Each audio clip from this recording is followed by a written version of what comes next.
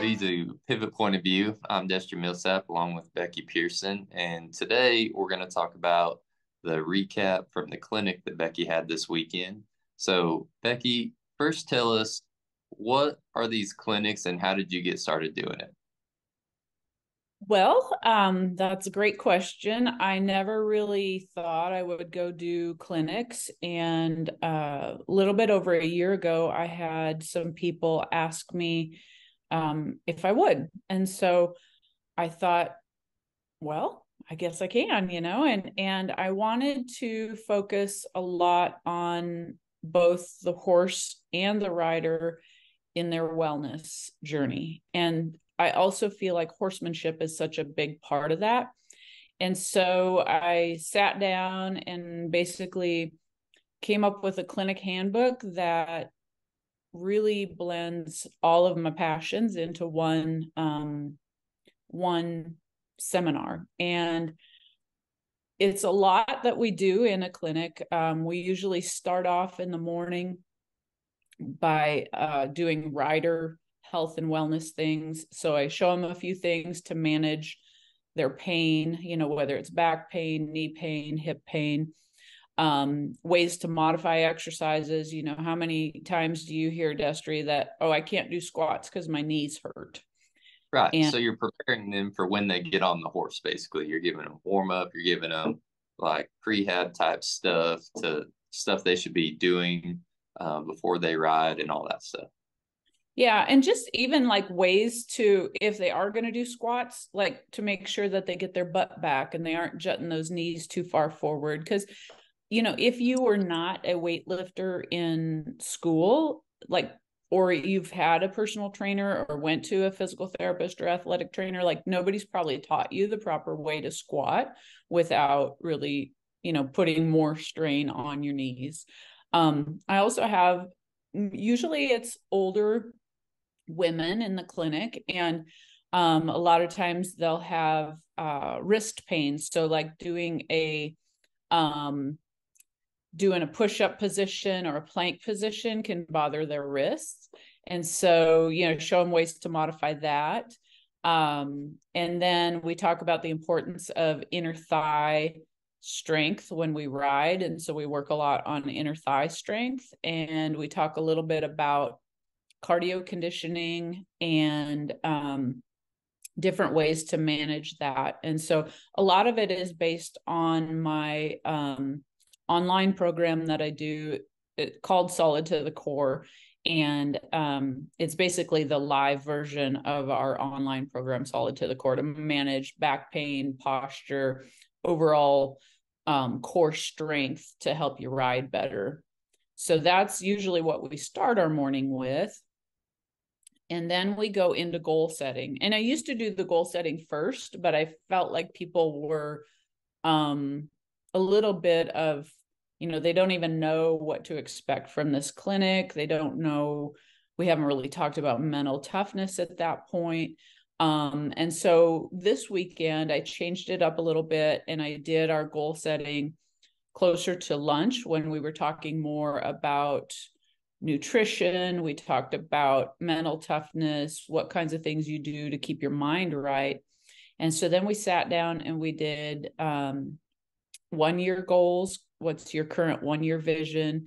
And then how do we break that up into 90-day chunks that make it easier to accomplish those goals? And I think, Absolutely. sorry. Yeah. Everyone you talk to, I mean, a goal without a plan is just a wish. And then going back to what you're talking about, the strengthening and stuff like that, I saw a post from Cody Old the other day that talked about the importance of inner thigh and core strength coming out of the box specifically, but it's also important coming out of the barrel. And you are setting your body up for whatever you're doing, whether it's coming up out of the box, setting your body up to take a quick shot, or coming up out of the barrel to set your body up for the next barrel. That's all really, really important, and the pros will tell you the exact same thing.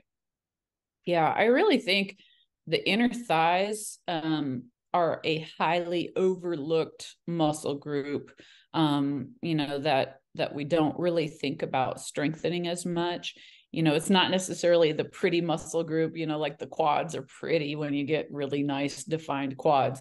Your pecs are really pretty when they're, when you have a well-developed chest. And so, I think the inner thighs and abs for us riders, like if you don't have time to do anything else, like I think working on that will give you the most bang for your buck as a rider.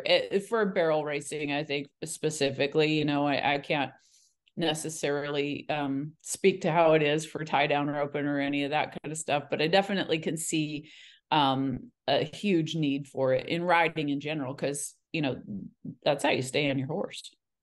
Well, and a lot of people, I mean, even the rough stock riders, the thing that can really ruin a career is, or make you have a tough season, is having a groin strain or a hip issue, whether it be like a hip joint issue. I mean, how many riders do you know that have hip labrum issues or hip replacement things that happen?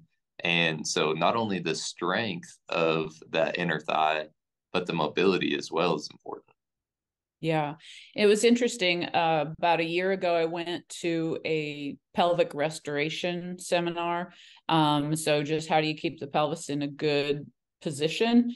And the biggest muscle that they had us engage that weekend was our adductor muscles, our inner thigh muscles. So really important for general, health and wellness, not only when you ride, but keeping that back in a good position. Because if our pelvis isn't in a good position, then our back is going to be out of position. And so, I think the inner thigh is maybe the biggest thing. And like you said, if you have a groin strain, like how much that sidelines you for your season. I know I had a lot of ropers that they'll come to me and they say, oh, I strained my groin.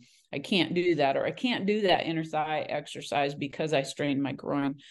And, whether you're a roper or barrel racer, the very first thing that I think we need to do on these groin strains is we need to get the pelvis neutral, because I feel like either you strain the muscle because the pelvis is not neutral, or you strained the muscle and then that caused the pelvis to not go neutral or to get out of balance.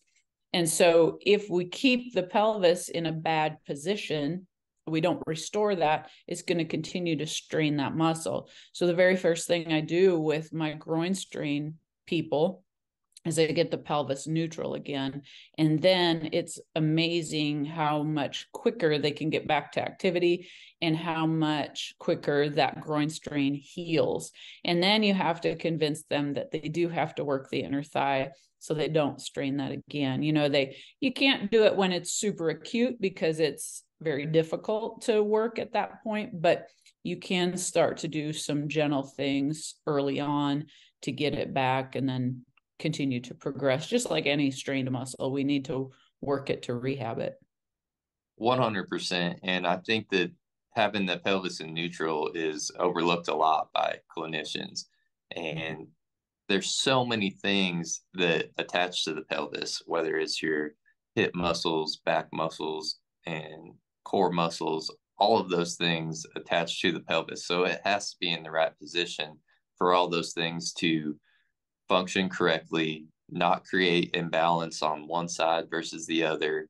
And you're right. I mean, pelvic neutral is something that you got to focus on to have a foundation for the rest of it. And then, like you said, you have to work those muscles. You can't just let them sit full on rest, maybe the first couple of days, but then you start isometrics, and then you start eccentrics, and then you progress from there to all the fast movements after you gain that other strength. So yeah, you can't just sit around and hope that it gets better with rest. Because it doesn't go back to neutral without work.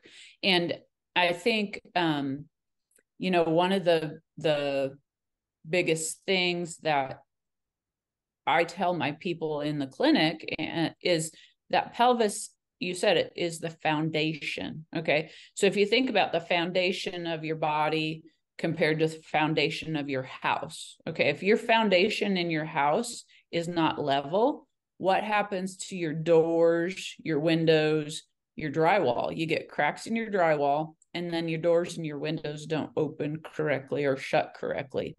And so you can go in there and you can shave off a little bit of that door so that it does close better, i.e., have surgery.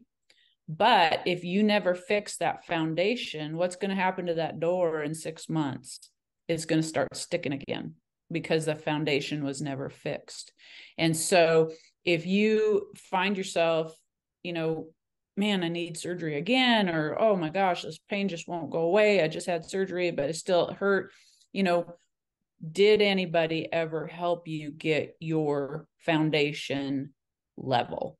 What do you do to help keep your foundation level?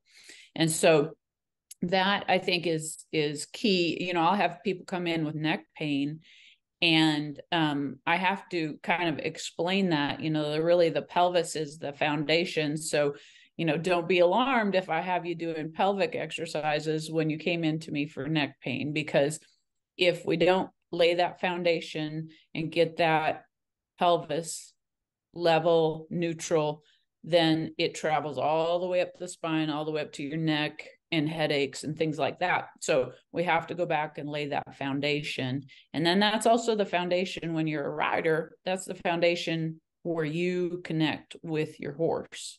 So we've got to get that to be secure and level and strong to stay stable so that you can be stable on your horse. Yes, and when you have an injury and you're limping on that side and you're developing poor movement patterns, the longer that you compensate like that, the worse things are going to be for you. Mm-hmm. Absolutely. 100%. So that's kind of how we had started our morning at the clinic, which was really fun. And we, like, for this past weekend, we had a lady that was having some pretty significant knee pain, and took a look at her. She had some patellofemoral issues, taught her how to tape her knee, which was helpful. We also addressed that she had some glute weakness. So we showed her some things to strengthen that glute, talked a little bit about shoes, what are better shoes to wear with the stuff that she has going on. We had a little gal that honestly almost died 6 months ago, and went through a very serious illness, was in ICU. Bless her heart, she is back at it. She's back on her horse, which was wonderful. But she knew she needed to be stronger to do her horse justice. She has a super nice horse. And so working on getting her core stronger so she could ride him, because he is a big, strong, powerful horse. So that was really fun to see that. And then we had a couple ladies that were a little bit older, not necessarily, they didn't really have any pain issues per se, but just knew that as they're getting older, they need to be stronger to ride these high-powered horses. And then we had my great friend, Jimmy Jo Jansonius was there. She helped out with the clinic.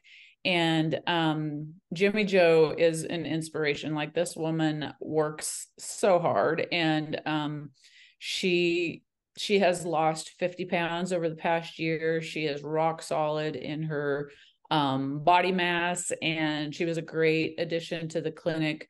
She helped a lot with talking about the spiritual side of things.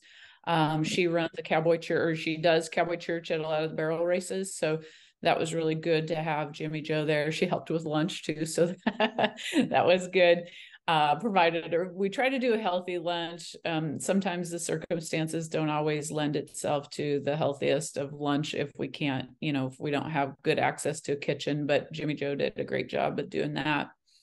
And then we also had my daughter Emma helped us out. And so Emma, when we got to the horses in the afternoon, Well, first we started off showing people how to stretch their horses, how to engage their horse's core, and how to move their feet before they get on so they don't get bucked off. I mean, quite honestly, I used to enjoy when a horse kind of tested me a little bit, and I didn't mind if they bucked a little because I felt like I could handle it.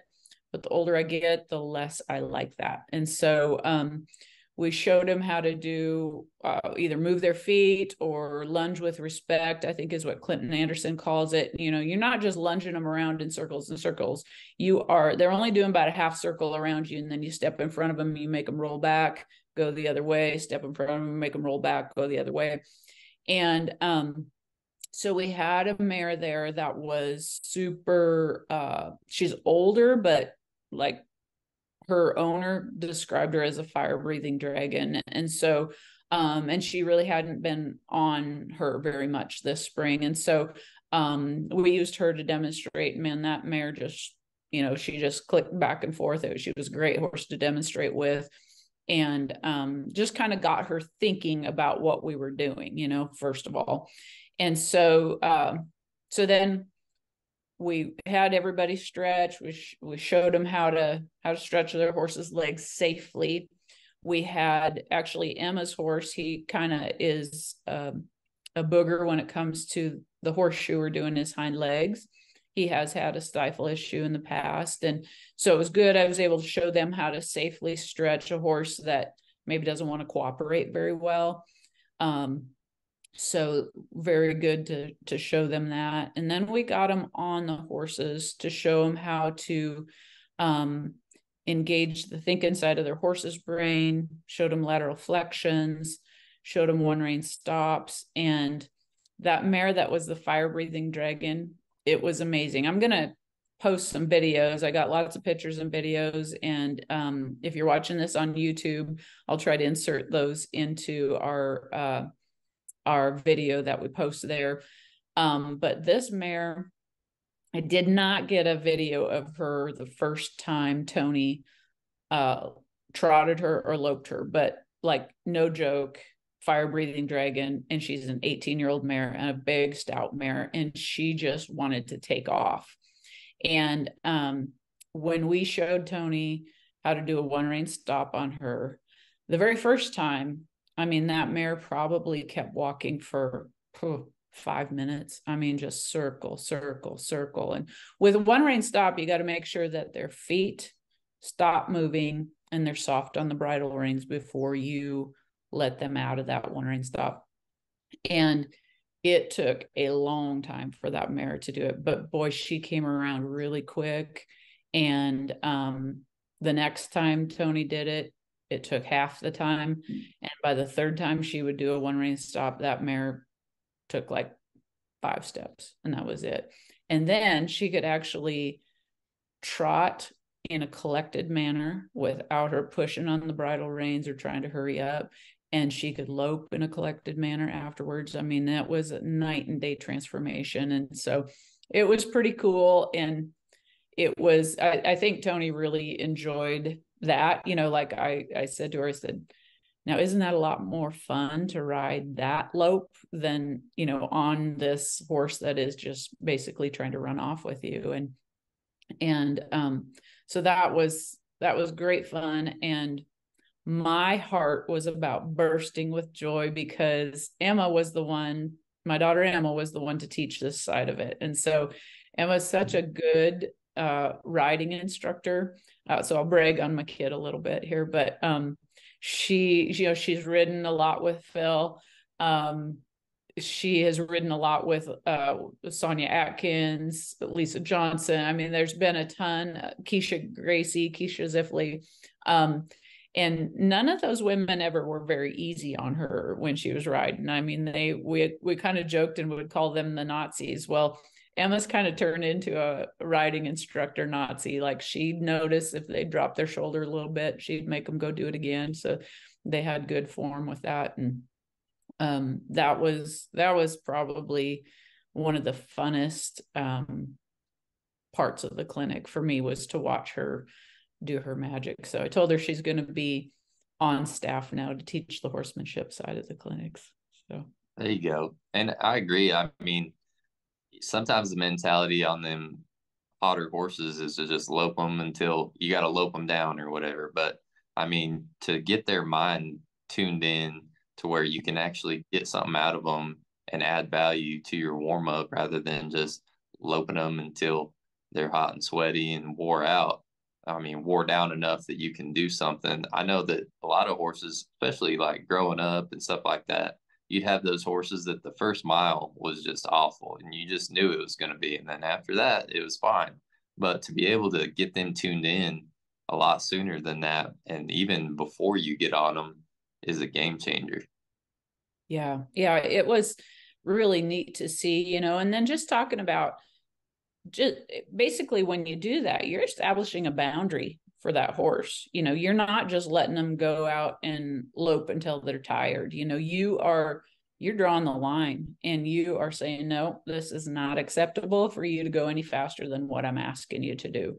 And it's hard when we are asking them to run their guts out every time they run through the gate. And Tony had mentioned that she hated sending the mare to the first barrel because she just knew she just really didn't have control. And so I'm going to be pretty excited to see what happens. You know, probably not the first barrel race she goes to is going to be better, but I bet midsummer she's going to have a totally different first barrel than what she's had in the past. So, and that's the other nice thing about the one rein stop is it mimics exactly what you do running in there to first barrel. You know, it's a 4-step process. And, you know, you run your hand down, that's step 1. Number 2 is you go to your horn. Number 3 is you sit down deep. And then 4 is you go to your thigh with your hand. And so what do you do when you're running in there to first barrel? You send them in there, you go to one hand, you sit down deep and you turn your barrel. And so it's that consistent signal that you're sending your horse that you're going to build the feel, the timing, the balance. And it is a game changer. When it is used right, it is a complete game changer on these hot horses. You know, when I first heard about it, Phil asked me, well, are you doing any one rein stops on this horse? Because it was a horse that was super hot. And I said, well, I don't do one rein stops after they can stop straight. You know, like I think we think about that when we're riding colts, but then we forget to do it. You know, we don't think we have to anymore, but it really takes gets them thinking, and it really helps them understand to seek that release. And that release happens when their feet stop and they're soft. And then, you know, you just sit there and let them soak it in for a little bit so that they remember what the release was, you know, and give them that reward. That's a big thing that you're talking about there, them looking for that release and you being able to provide that release for them. And that goes for barrels or team ripping. I worked with a few people on training rope horses, and Casper May was one of them. And he told me that he likes to have his horses, when he ropes the dummy, be able to find the spot and without him touching them. And so, you know, he would let them go to make that decision and read that situation themselves. And he would only provide correction if they did not go to the correct spot. And then he'd correct them and go back to it until they learn to find that spot themselves. And it's no different in the barrel racing, that they have to find that spot. And once they do, they're going to develop confidence. You're going to develop confidence. And again, that's just a part of getting with your horse and knowing your horse if you're on a new one or a young one or whatever. But being able to find that spot and know where that release is coming is a game changer for those horses. And I want to go back real quick to, you were talking about the stretching and things like that. Where can some people find some resources for certain stretches to do for their horse pre-ride, maybe some injury prevention stuff for certain stifle hock things, and even some of these riding things that you have? Where is a good place for them to go find some resources to do that? Yeah, so we have during COVID, that was the only good thing about COVID, is we had time to work on developing some online resources. And so If you go to pivotpointequine.com/teachable, you can find a link on our Facebook page, on our website at pivotpointequine.com. We have all kinds of online resources. We have a equine stretching and core course. We have a human posture and core strengthening course. We have a low back pain course. I have a stifle program, which I'm going to come back to that because we also evaluated a stifle horse this weekend in Hayes. So that was really fun. And then we have, like if you're a runner and you are having some pain, hip pain, back pain with running, there's some more postural restoration type exercises that we've developed into a start to run course. So we have a bunch of online resources. If you are listening to this and you think, oh, I'd like to come to a clinic, but I live, in Alaska or, wherever, I live in Germany. So if you want to check out those courses, I really do feel like we keep them pretty reasonably priced.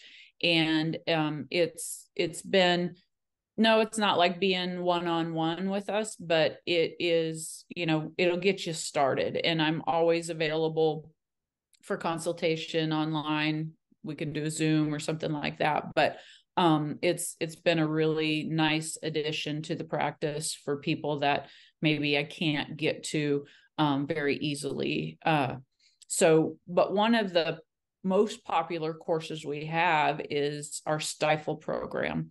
And I developed this after attending the University of Tennessee at Knoxville. They had a certified equine rehab practitioner course. And so I went out to that to get certified. And the instructor there, she had a wonderful stifle program that she had put together. And so I developed this program off of Jennifer Brooks's program. Jennifer Brooks died unexpectedly a couple years ago, which is so sad for the rehab world. But she is a physical therapist that was up in about the New Hampshire, Maine area. And, but it is a great program. Like with this stifle horse that we evaluated on Friday night, he had stifle surgery but he still was having some issues with intermittent upward fixation of the patella, or somebody will say, well, locking stifles, or, it doesn't happen all the time, but he kind of has this funny hitch in his get along every once in a while. Well, that's this intermittent upward fixation of the patella, which usually is due to muscle weakness. Okay.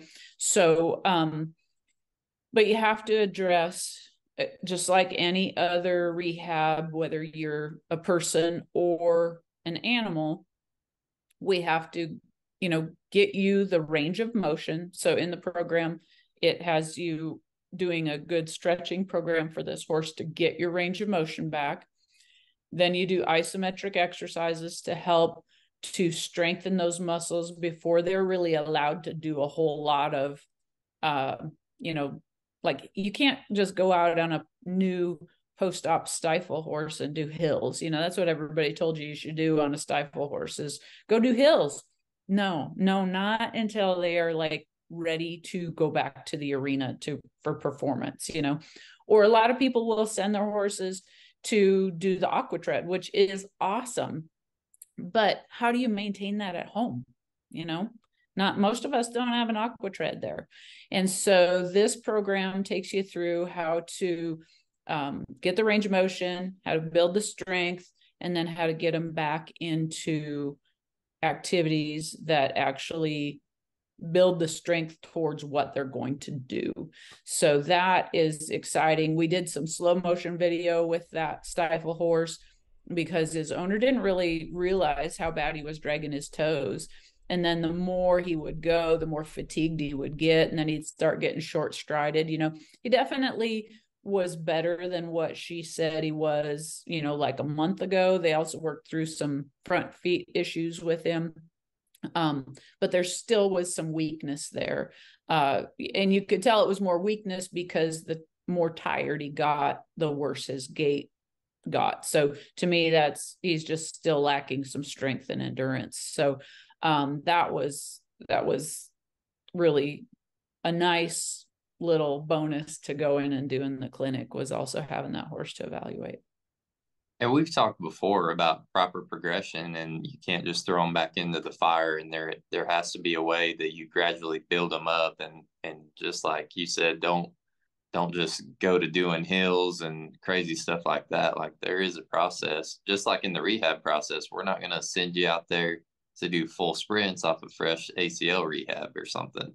There is a process and a protocol there. So that's helpful that people can have that information on the Teachable website in order to progress their horse properly.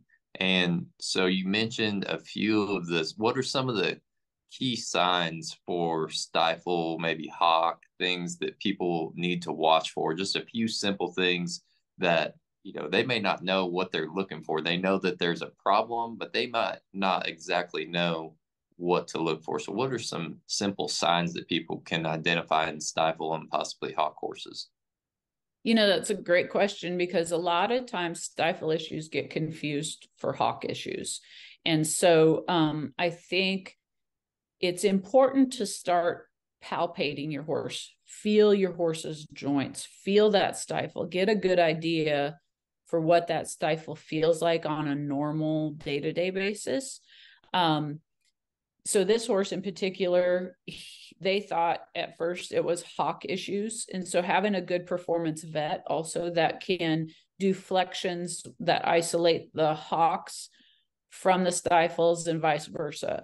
There are ways to do flexions with minimizing your stress on your stifle or your hock. You can make those differentiations in your flexions. So finding a good vet that can help you with good flexions. I watch my horses when they lay down to roll. Like, I watch how willing are they to bend those knees. That isn't, or not knees, but how willing are they to bend the hocks and stifles?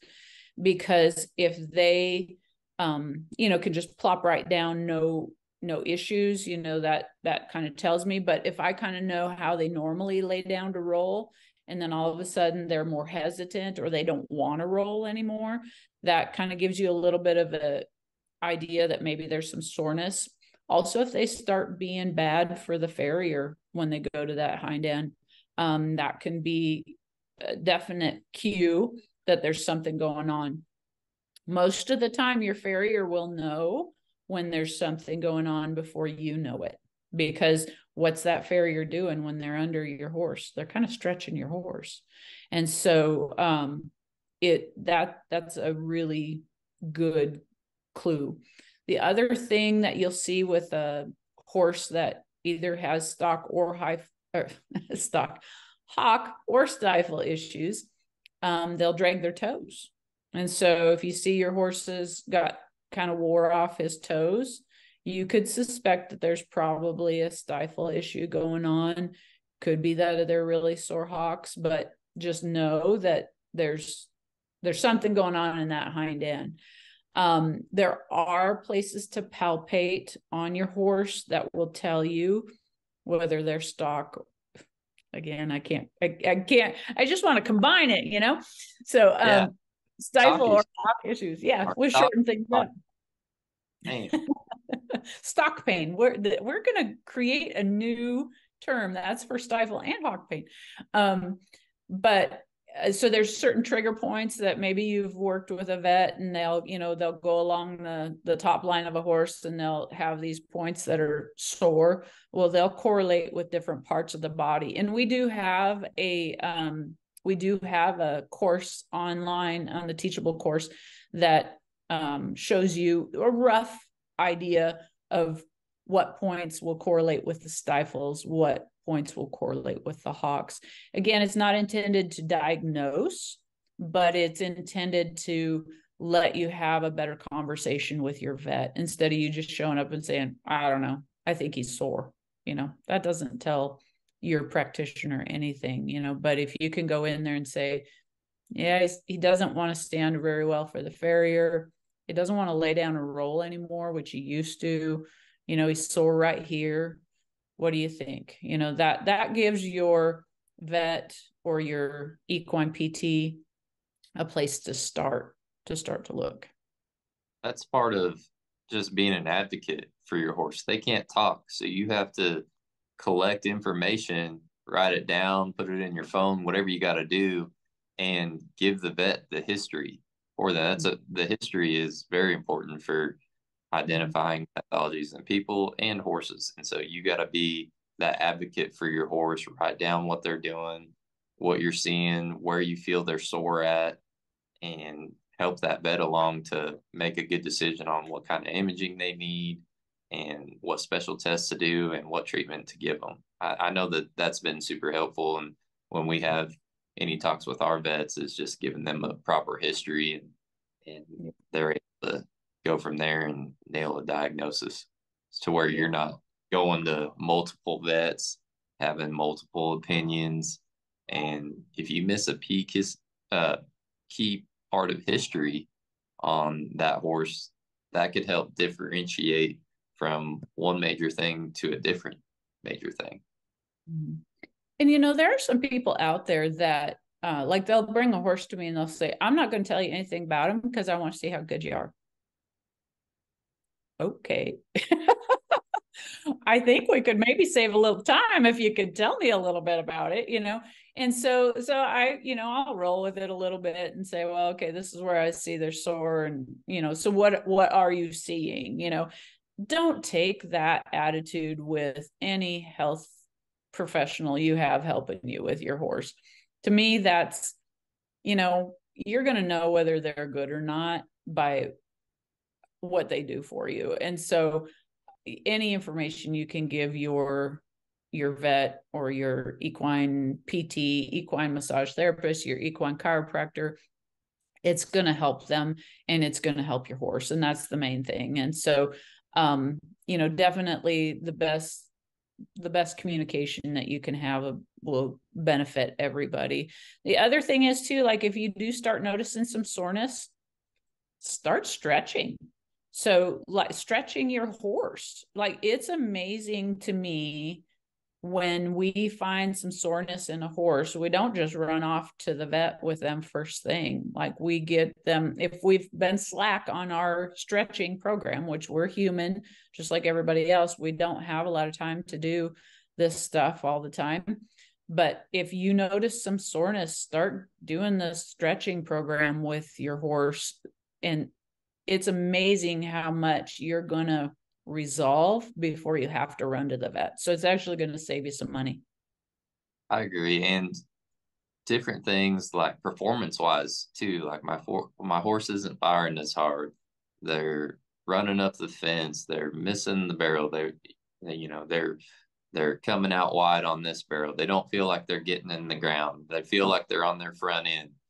Any type of performance issue will also help make that differential diagnosis. No different than like it hurts when I jump, or I don't feel like I can cut on this leg safely, or anything like that performance wise, or I can't jump as high.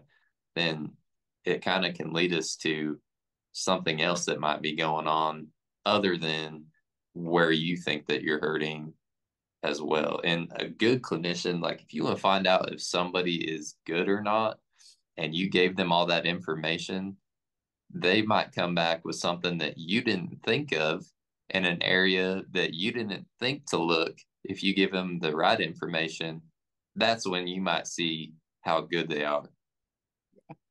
I agree. Yeah. And there are clinicians out there that if you say, well, I think they're sore in their stifles, maybe they're feeling lazy that day and they aren't going to do a whole lot of extra stuff.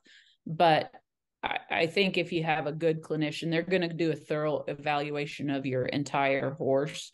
And they're going to tell you, yeah, I agree with you on the stifles, but I also think there's this, and this going on, So I just don't think withholding information is a good policy. So it's always good to know your horse, know what normal is for your horse, and then you'll know when there's some things that start to change with them, for sure. Absolutely. Yeah. And so we don't have any dates set right now for more clinics. I would love to come and do clinics elsewhere. I do have some dates in like June and July that I could do some. And then again this fall and winter, preferably if you're down south in the winter. um, but love doing the clinics. We are doing some brainstorming about some retreats to have them be more 2 days and do a little work on the riders. Maybe we're doing some more active manual stuff on the riders. So we're brainstorming about those kinds of things. There's some physical therapy continuing education stuff with myofascial that basically you go to this spa and you get myofascial done on you while you learn it. So that's kind of in my mind. That's a little bit about what I'm thinking with this, and we want to incorporate some more spiritual stuff with it as well. But so if somebody would be interested in hosting a retreat, 2-day retreat, and they have a good facility that we could use, we'd love to do that. Man, that 888 Equine down there in Hayes is a beautiful facility. So I think we're going to try to get a date set there this fall for a retreat. It might be our first one is down there in Hayes. So Yeah, the myofascial deal sounded a whole lot more relaxing than the dry needling course I took, where instead of people, helping your myofascial stuff, you got stuck with needles for 27 hours. So that sounds like a better course. I probably should have looked into that. What yeah, is the what is the best way for people to get a hold of you if they want to host a clinic? they can reach out on Facebook, Instagram, or even on YouTube. They can comment on there, message us. You can go to my website, pivotpointequine.com, and that has my phone number, and they can call me or text me or something like that. Leave me a voicemail. If I don't recognize your number, I'm probably not going to pick up. So leave me a voicemail or shoot me a text. Yeah, and we can leave that link in the comments or something on this video too, so people know right where to go. And it's probably in your link in bio and on your Facebook page, so Yeah, people know. Destri, we need to get you added to the website. We need to get your contact information on the website. So Absolutely. Call me up. all right, sounds good. So, Okay. anything on your clinic from the weekend? Do you want to talk more about the mental health part of things that you went over? Yeah, so we talked a lot about mental recovery. And if you guys haven't listened to that podcast, it should be going up. It's not, this one will be released after that one, but that one should be up and going April 4th. So go back and listen to Destri and I talking about mental health, toughness, that kind of stuff. We did talk a lot about that and some of the books that I enjoy, and some of the podcasts that you like to listen to mentally improve. And we talked a lot about when someone is really going through a hard time, sometimes we just don't know what to say to them. We know that a friend is going through a hard time. Maybe they lost their spouse, they lost their child, going through divorce, things like that. Even if you don't know what to say, just shoot them a text, say, how are you? Heck, even if they aren't going through a hard time, it's nice to hear from a friend and have them check on you. So doing a friend check is huge for people that may be having a hard time, and maybe they don't know, maybe don't realize that you even are thinking about them. And so definitely, reach out to them and just say, how you doing? And maybe it'll be that they're great and you just have a good conversation with a good friend. So we talked a lot about that, and different ways to handle stress, and the gratitude journal, which again we talked about in the last episode. And so just making sure that we're very thankful for the situations that we have. Sometimes we might be going through a very difficult situation, but there was a beautiful sunrise, and or you're very thankful for your family, or your great horses, or whatever. There's always something to be thankful for, and you're never alone. You can always drop to a knee and say a prayer, because you're never alone. Even on your darkest moments, you are never alone. Absolutely. And on these podcasts and things like that, I mean, we're not claiming to be perfect people by any means. We're on our own journey, and we just hope to add value to your journey. We've been there. We've been in tough times. Everyone has a story about a tough time that they went through and how they overcame it, hopefully. And so hopefully we just add value to that. We don't claim to be perfect. We have our own imperfections, and we're constantly on that journey right along with everybody else. I mean, real people, real emotions. We're trying to get people real results with their horses and themselves. I mean, that's who we are. Amen. I think that's a great place to end with let your health be the pivot point to your success. Oh man, it almost sounds better. Absolutely. Thank you everyone for listening. And as Becky said, let your health be the pivot point to your success. All right. Thank you, everybody.